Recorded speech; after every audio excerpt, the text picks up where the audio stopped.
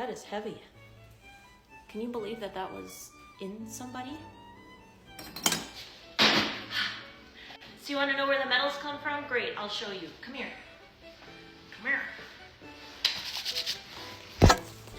Okay, where can I set you so you can see this the best? Okay, so these are all the metals that we have picked out of cremated remains, and where they are from is from the people we cremate. So they have like surgical procedures, they've had their hips replaced, their knees replaced, they've had spine fusions. I'm gonna be honest, sometimes I pull stuff out, I'm not even really sure what it is until I Google it. So let's see here. Looks like a knee. Pacemakers in here, which usually we pull those out and then we do recycle them, so we send them back. Usually, I don't know why that one is in here. This is what would be used for the spine. Kind of interesting to pick out and find.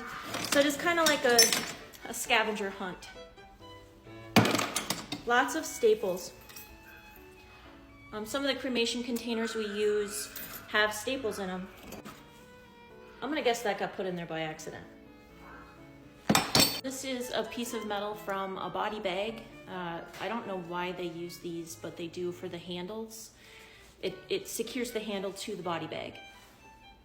What else do I have here?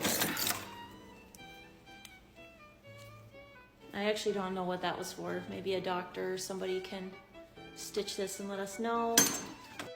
We do have companies that come around every couple months and they collect this from us and they recycle it. So they melt it down and make it into something new, which is kind of cool. There was a lot of comments asking if you can ask your funeral director or crematory operator if you could keep the metal from your loved one. So after the cremation is complete, can you take this home? Can you have grandpa's knee, for example? Definitely ask them for it. If that's what you wanted, maybe grandpa really wanted you to have his knee. The funeral home might have you sign a waiver, and that's gonna depend funeral home to funeral home on if they say no. Some places that might just not be what they do, they might just not want to do that. You as the family do have a lot of power. If you want that back, I would just be a little assertive with the funeral director and say, hey, this is what they really wanted. And they might have a waiver for you to sign. They might kind of ask you why, because it's definitely not a question we get all the time. Not everybody wants to keep the metal that comes out of their loved one. People asking about teeth, like fillings and stuff, if we could find those are a lot harder to find. It's a lot easier when we have something that is big for me to find, versus if we have something that's a lot smaller that is going to be harder to find, especially if it's not magnetic. I do not remove teeth prior to cremation. I have had a lot of families ask me to remove gold teeth. They don't train me how to do that in school. I'm not into pulling teeth.